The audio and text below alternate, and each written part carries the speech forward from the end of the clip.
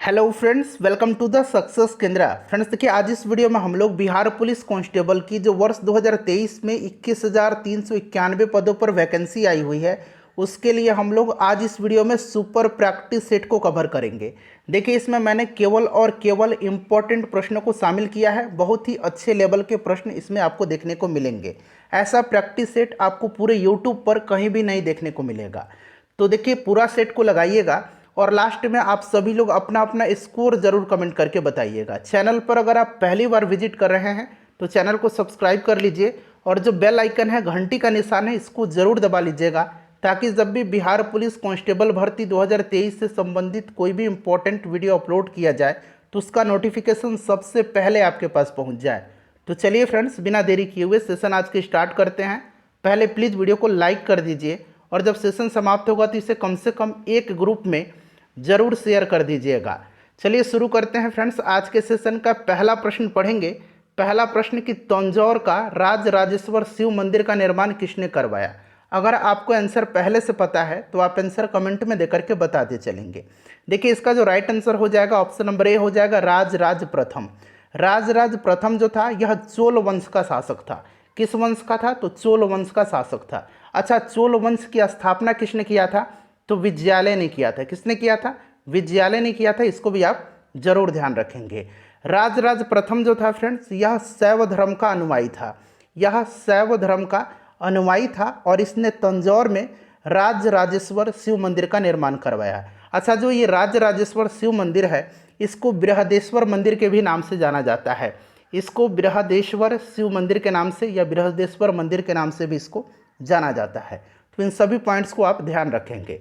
Next question है कि 1861 के भारतीय परिषद अधिनियम के समय वायसराय कौन था? बताइए राइट आंसर इसका क्या हो जाएगा। तो देखिए, इस समय जो वायसराय था यह लॉर्ड कैनिंग था। कौन था? लॉर्ड कैनिंग था। और देखिए, यह जो 1861 का भारत परिषद अधिनियम था, इसे ब्रिटिश संसद के द्वारा 1 अगस्त 1861 को 1 अगस्त 1861 को जो है पारित किया गया तथा पोर्टफोलियो प्रणाली लागू की गई। सारे पॉइंट्स को आपको ध्यान रखना है। चलिए, नेक्स्ट क्वेश्चन है हमारा कि निम्नलिखित में से कौन सी तरंग प्रति फोटोन अधिकतम ऊर्जा ले जाती है? बहुत ही अच्छा क्वेश्चन है, बेसिक प्रश्न है। देखिए, एनर्जी ऑफ फोटोन बराबर क्या होता है? तो फ्रेंड्स, ये होता है H इंटू सी अपॉन लैम्डा। अच्छा, यहाँ पर H क्या है? तो H जो है यह प्लांक स्थिरांक है। क्या है? प्लांक कांस्टेंट है, प्लांक स्थिरांक है। और C जो है यह प्रकाश की गति है और तरंग दैर्घ्य जो है ये लैम्डा जो है ये तरंग दैर्घ्य है। क्लियर है? अब यहाँ पर देखिएगा, जिसका भी तरंग दैर्घ्य सबसे ज़्यादा होगा उसकी ऊर्जा कम होगी। ध्यान दीजिए, जिसका भी तरंग दैर्घ्य सबसे ज़्यादा होगा उसकी एनर्जी यानी कि प्रति फोटोन ऊर्जा जो होगी वो सबसे कम होगी। तो यहाँ पर सबसे ज़्यादा तरंग दैर्घ्य जो है यह किसका है? तो यह रेडियो तरंग का है। तो इसका तरंग दैर्घ्य ज़्यादा है, इसीलिए इसकी एनर्जी सबसे कम होगी। और एक्स किरण का यहाँ पर तरंग दैर्घ्य सबसे कम है। एक्स किरण का सबसे कम तरंग दैर्घ्य है, इसीलिए इसकी जो ऊर्जा होगी यह सबसे अधिक होगी। तो यही प्रश्न में पूछा गया है कि निम्नलिखित में से कौन सी तरंग प्रति फोटोन अधिकतम ऊर्जा ले जाती है? तो चूंकि एक्स किरण का तरंग दैर्घ्य सबसे कम है, इसीलिए इसकी ऊर्जा जो होगी यह अधिकतम होगी। अच्छा, एक्स किरण का खोज किसने किया था? तो रोंगजन ने किया था। इसको भी आप जरूर ध्यान रखेंगे। चलिए, और इससे पहले मैंने बिहार पुलिस के लिए ढेर सारा वीडियो कवर कराया हुआ है। साइंस का स्पेशल मैंने एक वीडियो कवर कराया हुआ है। सभी वीडियोज़ का लिंक आपको डिस्क्रिप्शन में मिल जाएगा या चैनल पर चले जाइए, मैंने सबका प्लेलिस्ट बना दिया है। प्लेलिस्ट में जाइए और सभी वीडियोज़ को देख लीजिएगा। चौथा प्रश्न कि दिल्ली के किस सुल्तान ने स्वयं को नियामत खुदाई कहा था? यह प्रश्न प्रीवियस ईयर में भी पूछा गया है। तो राइट आंसर इसका ऑप्शन नंबर सी हो जाएगा, बलवन। बलवन जो था यह गुलाम वंश का शासक था। बलवन ने स्वयं को नियामत खुदाई कहा था। बलवन सुल्तान को पृथ्वी पर अल्लाह का प्रतिनिधि यानी कि नियामत खुदाई मानता था और उसका अनुसार सुल्तान का स्थान पैगंबर के बाद आता है। राइट आंसर इसका बलवन हो जाएगा। ठीक है, चलिए उसके बाद नेक्स्ट क्वेश्चन है क्वेश्चन नंबर 5। काफ़ी इंपॉर्टेंट क्वेश्चन है। कृतिलता किसकी रचना है? कृतिलता, और यहाँ पर 2-3 मैं नाम बता रहा हूँ। कृतिलता, पदावती, ठीक है, कृतिलता, पदावती और कृति पताका और कीर्ति पताका, ये जो रचना है ये किसकी है? तो फ्रेंड्स, यह विद्यापति जी की है। विद्यापति को मैथिल कोकिल भी कहा जाता है। मैथिल कोकिल के नाम से विद्यापति को जाना जाता है। आप ज़रूर ध्यान रखेंगे। चलिए नेक्स्ट क्वेश्चन है और लास्ट में अपना अपना स्कोर जरूर बताइएगा। निम्नलिखित में से किसने अतिरिक्त मूल्य का सिद्धांत यानी कि थ्योरी ऑफ सरप्लस वैल्यू प्रतिपादित किया? तो फ्रेंड्स देखिए, ये क्या था, कार्ल मार्क्स ने अपनी कृति दास कैपिटल में अतिरिक्त मूल्य का सिद्धांत प्रतिपादित किया था। अगर आपसे पूछा जाए कि दास कैपिटल किसकी रचना है तो याद रखना है किसकी है, कार्ल मार्क्स की है। अच्छा, कम्युनिस्ट मैनिफेस्टो, इसको भी याद रखना है, कम्युनिस्ट मैनिफेस्टो जो है यह भी किसकी रचना है, तो यह कार्ल मार्क्स की रचना है। चलिए नेक्स्ट क्वेश्चन करेंगे, क्वेश्चन नंबर 7। देखिए क्वेश्चन नंबर 7 है कि आलमगीर नामा जो ग्रंथ है इसका संकलन निम्नलिखित में से किसके द्वारा किया गया? आलमगीर नामा नामक ग्रंथ का संकलन जो है यह किया गया था किसके द्वारा? तो फ्रेंड्स यह मिर्ज़ा मोहम्मद काजिम के द्वारा किया गया। ऑप्शन नंबर सी इसका राइट आंसर हो जाएगा। अच्छा, यहाँ पर देखिए गुलबदन बेगम, इन्होंने क्या लिखा है, तो हुमायूं नामा लिखा है। ठीक है, चलिए अगला प्रश्न करेंगे, क्वेश्चन नंबर 8 है, निम्नलिखित में से किसके द्वारा रेड डाटा बुक का प्रकाशन किया जाता है? फ्रेंड्स देखिए, कंजूसी मत कीजिए, प्लीज़ वीडियो को लाइक ज़रूर करें। मैं बहुत ही मेहनत करता हूं आपके लिए और मेरा प्रयास रहता है कि अच्छे अच्छे प्रश्नों का संकलन लेकर के मैं आपके सामने उपस्थित हूं। तो प्लीज़ फ्रेंड्स लाइक ज़रूर करें और सेशन जब समाप्त होगा तो कहीं भी एक ग्रुप में इसको ज़रूर शेयर कर दिया करें। तो देखिए फ्रेंड्स, रेड डाटा बुक जो है यह एक्चुअली है क्या? तो इसमें जो संकटग्रस्त यानी कि विलुप्त होने के कगार पर जो प्रजाति होते हैं उन्हीं को इसमें शामिल किया जाता है। और यह रेड डाटा बुक जो है यह कौन सी संस्था जो है इसको प्रकाशित करती है? तो इसका नाम है IUCN।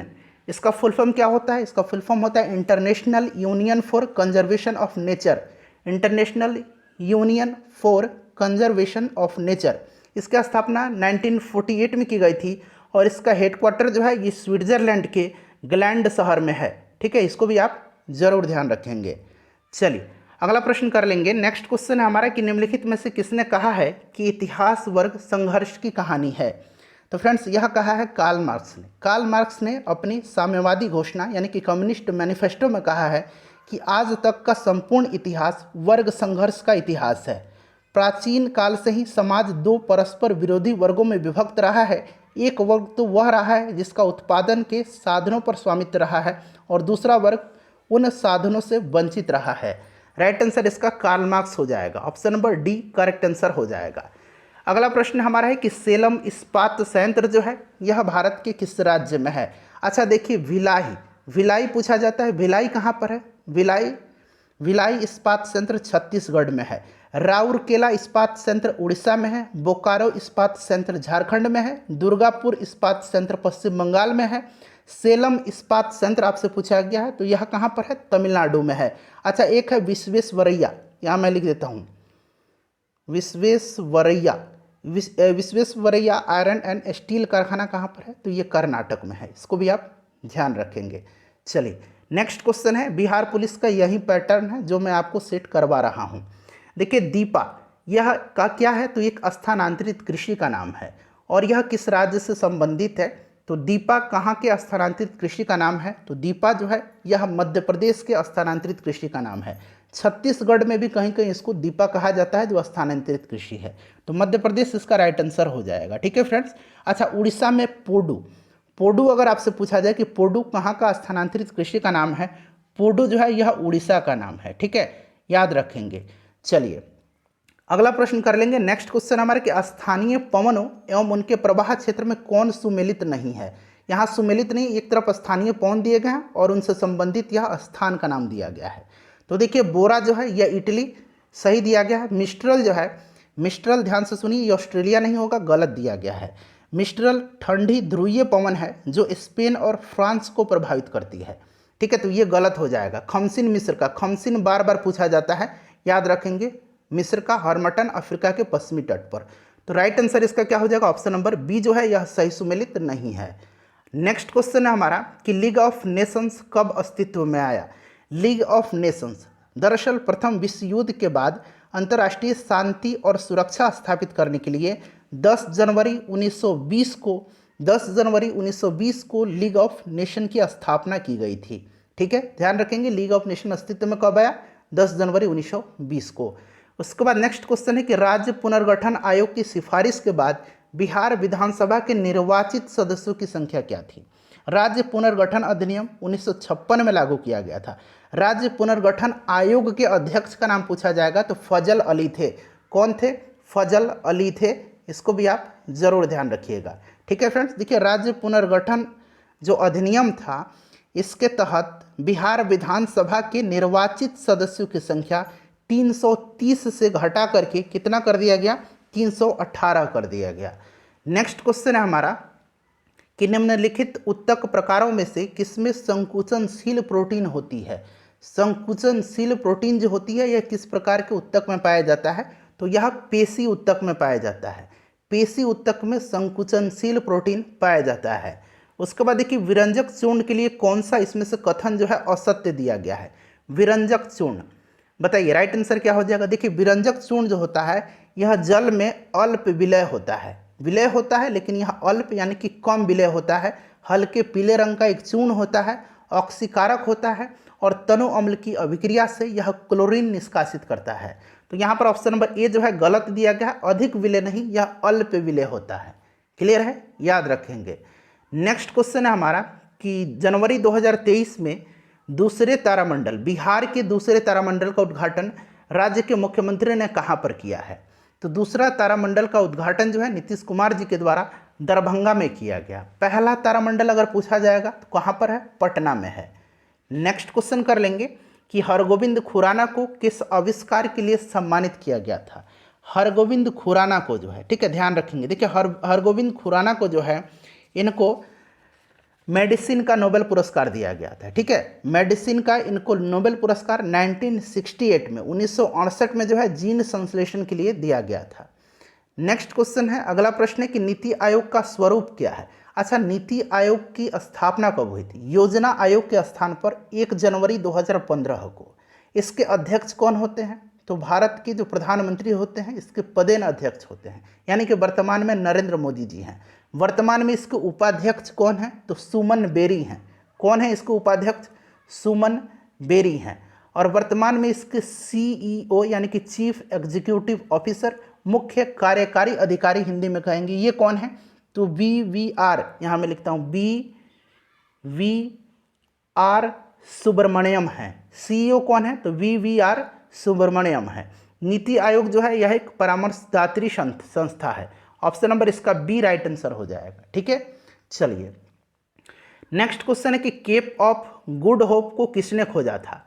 Cap of good hope को किसने खोजा था? तो फ्रेंड्स यह खोजा था पुर्तगाल का एक खोजी यात्री था, बार्थोलोम्यू डियाज, पुर्तगाल का था। इसी ने केप ऑफ गुड होप को खोजा। और केप ऑफ गुड होप मार्ग पूर्वी एशिया और यूरोप को अफ्रीका के दक्षिणी भागों को जोड़ता है। केप ऑफ गुड होप मार्ग जो है यह पूर्वी एशिया और यूरोप को अफ्रीका के दक्षिणी भागों से जोड़ता है। इसको भी ध्यान रखेंगे। चलिए अगला प्रश्न है कि मंतकब उल लुबाब, इसके लेखक कौन था? बताइएगा। तो फ्रेंड्स इसका लेखक जो था यह खफी खां था। ठीक है, option number C right answer हो जाएगा। मंतकब उल लुबाब जो है यह भारत के इतिहास के बारे में एक फारसी भाषा की किताब है और इसे तारीख़ खफी कहा जाता है। इसको तारीख ए खफी भी कहा जाता है। ठीक है, ध्यान रखना आपको। चलिए नेक्स्ट क्वेश्चन है हमारा कि पंचायती राज विषय है। पंचायती राज जो है यह विषय है राज्य सूची का। ठीक है, अच्छा ग्राम पंचायत का जो गठन है यह किस अनुच्छेद में है? तो अनुच्छेद 40 में ग्राम पंचायत के संगठन का जो है उल्लेख किया गया है। याद रहेगा आपको। अच्छा ध्यान रखेंगे कि ये जो पंचायती राज है इसको संविधान की किस अनुसूची में रखा गया है? तो इसको 11वीं अनुसूची में जो है वर्णित किया गया है। चलिए नेक्स्ट क्वेश्चन कर लेंगे कि KMnO4 में मैंगनीज की, यानी कि ये जो मैंगनीज है इसका आपसे पूछा गया कि ऑक्सीकरण संख्या क्या होगी। ऑक्सीकरण संख्या के बारे में मैंने आपको बताया भी था। यहाँ पर देखिए ये क्या है? पोटेशियम है। पोटेशियम का एटॉमिक नंबर कितना होता है? 19 होता है। इसका इलेक्ट्रॉनिक विन्यास 2, 8, 10 हो गया, 18 हो गया और 1 19 हो गया, यानी कि एक इलेक्ट्रॉन यहाँ त्याग देगा। ठीक है, इसीलिए इस पर कितना चार्ज आएगा? पॉजिटिव चार्ज आता है। तो आपका ये +1 हो जाएगा। क्योंकि मैंगनीज का निकालना है तो इसको हम लोग X मान लेंगे। और ऑक्सीजन का कितना होता है? 8 होता है एटॉमिक नंबर। इसका इलेक्ट्रॉनिक विन्यास कितना हो जाएगा? 2 और 6 हो जाएगा, यानी कि 2 इलेक्ट्रॉन लेकर के स्टेबल हो जाएगा। 2 इलेक्ट्रॉन ये ले रहा है, इसलिए यहाँ पर -2 हो जाएगा। कितना ऑक्सीजन है? 4 ऑक्सीजन। यहाँ 4 से हम गुना कर देंगे। ठीक है, 4 से हम इसको गुना कर देंगे। और इधर राइट हैंड साइड में क्या हो जाएगा, चूंकि ऊपर कोई भी चार्ज नहीं है, ठीक है, तो यहाँ पर आपका यहाँ पर क्या हो जाएगा, यहाँ पर 0 हो जाएगा, ठीक है। अगर यहाँ पर माइनस कहीं रहता तो यहाँ पर -1 लिखते, लेकिन यहाँ पर कुछ नहीं है तो यहाँ पर 0 हो जाएगा। इसको सॉल्व कर दीजिए, जस्ट इसका आंसर निकल जाएगा। ये आपका 1 हो जाएगा, ये प्लस x हो गया, और माइनस ये 4 दूना 8 -8 हो गया, इक्वल टू यहाँ पर 0 हो जाएगा। अब x इक्वल टू कितना हो जाएगा, तो यहाँ पर देखिए 1 और -8 यानी कि -7 हो गया, और -7 जब इधर जाएगा तो ये क्या हो जाएगा, +7 हो जाएगा। तो ये +7 जो है इसकी ऑक्सीकरण संख्या है मैग्नीज की KMnO4 में। अच्छा, KMnO4 क्या है, पोटेशियम परमैंगनेट है, ठीक है। चलिए अगला प्रश्न करेंगे कि निम्नलिखित कोयला खानों में से कौन सी मध्य प्रदेश राज्य में स्थित है। तो देखिए इसमें से मध्य प्रदेश में जो है यह सिंगरौली है, सिंगरौली मध्य प्रदेश में है। अच्छा, उमरिया भी पूछा जाता है, उमरिया कहाँ पर है, तो उमरिया भी मध्य प्रदेश में ही है, ठीक है। रामगढ़ कहाँ पर है, रामगढ़ और देवगढ़ ये झारखंड में है। लखनपुर कहाँ पर है, लखनपुर उड़ीसा में है। अच्छा, एक कोरबा पूछा जाता है, कोरबा कहाँ पर है, कोरबा, कोरबा छत्तीसगढ़ में है। चलिए सभी पॉइंट्स को ध्यान रखिएगा। प्रवासी भारतीय दिवस कब मनाया जाता है, तो प्रवासी भारतीय दिवस प्रत्येक वर्ष 9 जनवरी के दिन मनाया जाता है। चलिए नेक्स्ट क्वेश्चन है हमारा कि किस देश को निपन कहा जाता था। निपन पुराना नाम किसका था, तो निपन जापान का पुराना नाम था। थाईलैंड का पुराना नाम क्या था, तो सियाम था, ठीक है। इराक का मेसोपोटामिया था, इराक का पुराना नाम क्या था, मेसोपोटामिया था। म्यांमार का क्या था, तो बर्मा था, ठीक है। चलिए उसके बाद नेक्स्ट क्वेश्चन है हमारा कि अनवीकरणीय ऊर्जा का स्रोत। अच्छा, अनवीकरणीय ऊर्जा को क्या कहा जाता है, गैर परंपरागत ऊर्जा का स्रोत भी कहा जाता है, ध्यान रखना है। अनवीकरणीय ऊर्जा का स्रोत कौन कौन सा है, इसमें से अनवीकरणीय, एक मिनट रुकिए, अनवीकरणीय को परंपरागत कहा जाता है, ठीक है, और नवीकरणीय को जो है गैर परंपरागत कहा जाता है, ठीक है। अब देखिए यहाँ पर अनवीकरणीय ये कोयला हो जाएगा, ठीक है। पवन, सूर्य और जल जो है ये नवीकरणीय ऊर्जा है, ठीक है, ये नवीकरणीय ऊर्जा है, ठीक है, और इनको गैर परंपरागत ऊर्जा का स्रोत भी कहा जाता है। अगर प्रश्न पूछा जाए इस तरह से कि गैर परंपरागत ऊर्जा का स्रोत इनमें से कौन सा है, तो पवन, सूर्य और जल। परंपरागत ऊर्जा का स्रोत अगर पूछा जाएगा तो कोयला। इस तरह से भी आप ध्यान रखेंगे। 28 नंबर है कि इंग्लैंड ने अमेरिका पर स्टाम्प एक्ट किस वर्ष लागू किया। वर्ल्ड हिस्ट्री से भी प्रश्न पूछे जाते हैं, तो ये लागू किया था 1765 में। 1765 का स्टाम्प एक्ट ग्रेट ब्रिटेन की संसद का एक अधिनियम था जिसने अमेरिका में ब्रिटिश उपनिवेशों पर प्रत्यक्ष कर लगाया था, ठीक है। स्टाम्प एक्ट कब लागू किया गया था, तो 1765 में। नेक्स्ट क्वेश्चन है कि निम्नलिखित में से कौन सी मूल मात्रक नहीं है। अच्छा, टोटल मूल मात्रक यानी कि फंडामेंटल यूनिट कितने हैं, तो ये 7 हैं।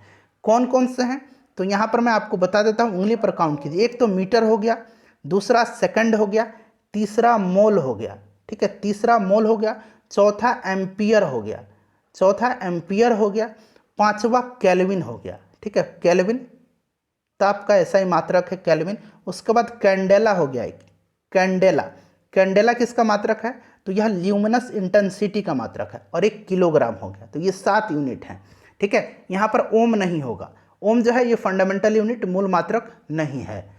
अगला प्रश्न है कि बिहार के कितने व्यक्तियों को पद्मश्री अवार्ड 2023 देने की घोषणा की गई है। अच्छा, वर्ष 2023 में कितने लोगों को पद्म पुरस्कार दिए जाने की घोषणा की गई है, तो 106 लोगों को टोटल, जिनमें से 6 लोगों को पद्म विभूषण, 9 लोगों को जो है पद्म भूषण और 91 लोगों को पद्मश्री दिए जाने का ऐलान किया गया है, ठीक है। तो ये टोटल जोड़ दीजिएगा तो 106 आ जाएगा। देखिए 91, 9, 100 और 6, 106। अच्छा, बिहार के कितने व्यक्ति को पद्मश्री अवार्ड दिए जाने की घोषणा की गई है, तो ये 3 व्यक्ति हैं। कौन कौन से हैं, नाम भी याद रखेंगे, आनंद कुमार, सुभद्रा देवी। आनंद कुमार हो गया एक सुभद्रा देवी हैं, और तीसरा कपिल देव प्रसाद, ठीक है, नाम ध्यान रखेंगे इनका। चलिए उसके बाद नेक्स्ट क्वेश्चन है कि पुस्ताज या पुष्टा घास प्रदेश कहाँ पाया जाता है, बताइएगा। तो फ्रेंड्स यह जो है पुस्ताज, यह हंगरी में पाया जाता है। अच्छा, पार्कलैंड पूछा जाता है, पार्कलैंड कहाँ पर है, तो ये ऑस्ट्रेलिया में। एक कैंटबरी पूछा जाता है, कैंटबरी कहाँ पर है, न्यूजीलैंड में है। जो आप नहीं जानते हैं वो मैं आपको बता देता हूँ। लानोज बार बार पूछा जाता है, लानोज कहाँ पर है, तो कोलंबिया और वेनेजुएला में है, ठीक है। कंपास कहाँ पर है, कंपास जो है ब्राज़ील में है। पंपास कहाँ पर है? पंपास अर्जेंटीना में है। चलिए नेक्स्ट क्वेश्चन करेंगे कि भारत का पहला एक्वा पार्क किस राज्य में स्थापित होगा? पहला है इसीलिए इम्पोर्टेंट है। तो यह आंध्र प्रदेश के सुबनसिरी में, अरुणाचल प्रदेश के सुबनसिरी में, अरुणाचल प्रदेश इसका राइट आंसर हो जाएगा। पहला एक्वा पार्क अरुणाचल प्रदेश में जो है स्थापित होगा। उसके बाद देखिए रासायनिक परिवर्तन के लिए असत्य कथन छांटिए। जो गलत कथन है वो आपको बताना है। किसके? रासायनिक परिवर्तन के लिए। यह एक उत्क्रमणीय परिवर्तन है, गलत दिया गया। यह एक अनुत्क्रमणीय है। क्या है यह? यह एक अनुत्क्रमणीय है। अनुत्क्रमणीय मतलब क्रमणीय, ठीक है। यह एक अनुत्क्रमणीय है। अनुत्क्रमणीय का मतलब क्या है कि एक बार जब पदार्थ दूसरे स्टेट में बदल जाता है, दूसरी अवस्था में, तो पुनः वह उस अवस्था में लौट कर नहीं आता है। इसलिए यह उत्क्रमणीय नहीं है, यह एक अनुत्क्रमणीय है। तो ये वाला जो है गलत दिया गया, यही गलत दिया गया है, ठीक है। इसके साथ ऊर्जा में भी परिवर्तन होता है, बिल्कुल होता है। पदार्थ का आंतरिक संगठन भी परिवर्तित हो जाता है, ये भी सही है। और नया उत्पाद का निर्माण होता है, ये तो होता ही है, नया उत्पाद बनेगा। चलिए option number A right answer इसका हो जाएगा। 34 नंबर देखिए कि निम्नलिखित में से कौन सा भाग मनुष्य के नर प्रजनन तंत्र में होता है? तो नर प्रजनन तंत्र देखिए गर्भाशय, अंडवाहिका, अंडाशय, ये मादा प्रजनन तंत्र का भाग है। शुक्रवाहिनी जो है यह पुरुष प्रजनन तंत्र यानी कि नर प्रजनन तंत्र का हिस्सा होता है। उसके बाद देखिए भारतीय संविधान के अनुच्छेद 368 का संबंध किससे है? 368 का संबंध जो है यह आपके संविधान संशोधन से है। संविधान संशोधन कहाँ से लिया गया है? तो दक्षिण अफ्रीका से। देश में आपातकाल अनुच्छेद 352 में है। 356 में क्या है? राष्ट्रपति शासन है राज्यों में। 360 क्या है? वित्तीय आपातकाल है। जम्मू कश्मीर अनुच्छेद 370 जो कि अब हटा दिया गया है, ठीक है। चलिए अगला प्रश्न करेंगे कि भारत में पर्यावरण संरक्षण अधिनियम किस वर्ष लागू किया गया था? पर्यावरण संरक्षण नियम 1986 में लागू किया गया था, ठीक है, ध्यान रखेंगे। वन्यजीव संरक्षण अधिनियम 1972 में, और उसके बाद प्रोजेक्ट टाइगर भी याद रखेंगे 1973 में स्टार्ट किया गया था। उस 37 नंबर है कि मंदार पर्वत बिहार के किस जिला में है? मंदार पर्वत जो है इसका वर्णन समुद्र मंथन में किया गया है। मंदार पर्वत जो है यह बांका में है। कहाँ पर है? बांका में है। नेक्स्ट क्वेश्चन है हमारा कि रॉकेट किसके संरक्षण के सिद्धांत पर कार्य करता है? तो यह रैखिक राइट आंसर हो जाएगा इसका, ठीक है, रैखिक संवेग के। तो रेखीय संवेग यहाँ पर दिया गया है, ऑप्शन नंबर यहाँ पर सी करेक्ट आंसर हो जाएगा। उसके बाद देखिएगा कि निम्नलिखित में से कौन सी नदी अफ्रीका महाद्वीप में स्थित नहीं है? कौन सी नदी अफ्रीका में नहीं है? तो देखिए नील नदी अफ्रीका में है, जाम्बेजी नदी भी है, लिम्पोपो नदी भी है, ठीक है।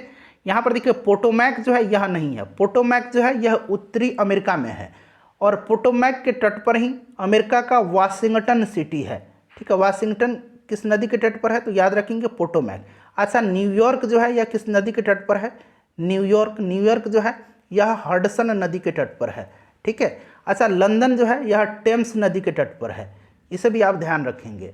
चलिए उसके बाद देखिएगा कि मानव त्वचा का अध्ययन करने वाली विज्ञान की शाखा क्या कहलाती है? मानव त्वचा का जो अध्ययन करने वाली विज्ञान की शाखा है उसको डर्मेटोलॉजी कहा जाता है। क्या कहा जाता है उसको डर्मेटोलॉजी कहा जाता है। नेक्स्ट क्वेश्चन है हमारा, लोकलेखा समिति अपनी रिपोर्ट प्रस्तुत करती है। लोकलेखा समिति जो है अपनी रिपोर्ट प्रस्तुत किसको करती है? तो लोकलेखा समिति, इसको प्राक्कलन समिति की जुड़वा बहन कहा जाता है। इसमें टोटल 22 सदस्य होते हैं, 15 सदस्य लोकसभा से और 7 सदस्य राज्यसभा से होते हैं। लोकलेखा समिति अपनी रिपोर्ट लोकसभा के अध्यक्ष को सौंपती है, ठीक है। लोकलेखा समिति का कार्यकाल 1 वर्ष का होता है, ध्यान रखेंगे, ठीक है फ्रेंड्स। चलिए उसके बाद अगला प्रश्न है कि आनुवंशिकता का जनक कौन है? आनुवंशिकता का जनक जो है यह कहा जाता है किसको? ग्रेगर जॉन मेंडल को। क्लियर।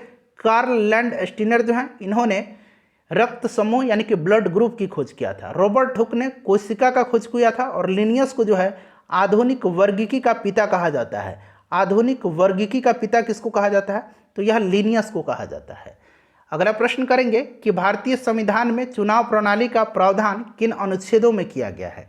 अच्छा चुनाव जो है ये संविधान के भाग 15 में है, अनुच्छेद 324 से लेकर के 329 तक में, ठीक है। यहाँ पर देखिए अनुच्छेद 12 से 35 तक में मौलिक अधिकार हैं। मौलिक अधिकार भाग 3 में है, ठीक है। चलिए उसके बाद अगला प्रश्न करेंगे कि किस देश के प्रसिद्ध फुटबॉलर पेले का, फुटबॉलर यहाँ पर बना लीजिए बॉलर, ठीक है, प्रसिद्ध फुटबॉलर पेले का हाल ही में निधन हो गया है। तो ये पेले जो थे ये महान फुटबॉल खिलाड़ी थे ब्राज़ील के। कहाँ के थे? ये ब्राज़ील के थे। प्रश्न बन सकता है। चलिए उसके बाद नेक्स्ट क्वेश्चन है कि भारत में पहली बार डाक टिकट का प्रचलन कब प्रारंभ हुआ था? तो फ्रेंड्स देखिए 1854 में जो है, ध्यान रखना आपको, 1854 में लॉर्ड डलहौजी के समय नया पोस्ट ऑफिस एक्ट पारित हुआ और भारत में पहली बार डाक टिकट का प्रचलन हुआ था। और इसी के समय लॉर्ड डलहौजी के समय 1853 में बम्बई से लेकर के ठाणे तक पहली रेलगाड़ी चलाई गई थी। 1854 में भारत में पहली बार डाक टिकट का प्रचलन हुआ था। नेक्स्ट क्वेश्चन है हमारा 46 नंबर की, विश्व का सबसे बड़ा दूध उत्पादन देश कौन सा है? सबसे बड़ा दूध उत्पादन देश जो है यह अपना प्यारा भारत है। सर्वाधिक जनसंख्या वाला देश भी अब विश्व का अपना भारत बन गया है।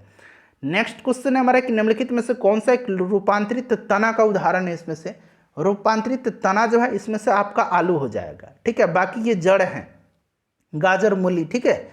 चलिए अंतिम मौर्य शासक कौन था? अच्छा, मौर्य वंश की स्थापना चंद्रगुप्त मौर्य ने किया था, नंद वंश के आखिरी शासक घनानंद को पराजित करके, ठीक है। उसके बाद अंतिम मौर्य शासक जो था यह बृहद्रथ था, ठीक है। बृहद्रथ की हत्या किसने किया? पुष्यमित्र शुंग ने किया और मगध पर शुंग वंश की स्थापना किया। चलिए नेक्स्ट क्वेश्चन करेंगे 49 नंबर की, प्रकाश वर्ष इकाई है। अच्छा, कल मैंने आपको पारसेक कराया था, पारसेक भी दूरी का इकाई है और प्रकाश वर्ष भी दूरी का इकाई है, ठीक है, याद रखेंगे। अच्छा, एक पारसेक में मैंने आपको बताया था कि कितना प्रकाश वर्ष होता है, तो 3.26 लाइट ईयर यानी कि प्रकाश वर्ष होता है। अच्छा, एक प्रकाश वर्ष में कितना मीटर होता है एक प्रकाश वर्ष में?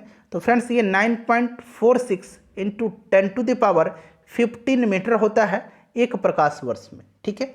चलिए अगला प्रश्न है और ये प्रश्न आपके लिए है। आप लोग अपना स्कोर कमेंट करके बताइए और इसका आंसर बताइएगा। वीडियो को फ्रेंड्स प्लीज़ लाइक कर दीजिए और इसे कम से कम एक ग्रुप में ज़रूर शेयर कर दीजिएगा। प्रश्न है कि मंत्रिपरिषद की नियुक्ति कौन करता है?